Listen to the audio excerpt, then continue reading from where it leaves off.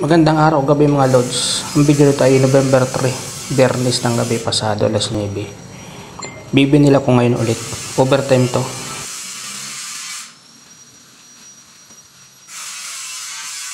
Simple lang po magbinil. Dapat mo ikalat mo lang yung pandikit.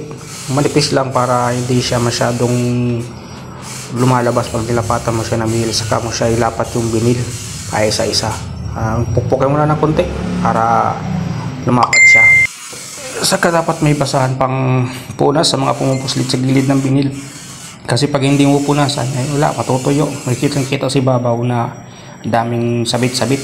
So dapat talaga pinupunasan yan after no ilapat yung binil. Yung pandikit na ginagamit yung medyo mabilis siyang matuyo, kaya dapat paunti-unti lang paglapat para hindi siya masayang. Kasi yung ibang natuyo sa tabi, ang hirap ng kutkutin. Napakatigas na. Ito lang muna mga lods, kasi tapos na rin halos to. May mga tiraman na pakunti-kunti sa ginagawa kong to. Yung mga kaibigan ko ng bahala, sila nang bahalang magtapos kasi talaga nagpatulong sila, kasi dapat matapos na yung ginagawa nila sa binil. Kasi parang lilipatan na to. Clinic kasi yan dito sa may parting Bukandala sa Imos. So yun lang mga lods. For more updates, follow for more. God bless us all. Thank you sa lahat ng manonood na tinapos to. Marami pong salamat sa inyong lahat.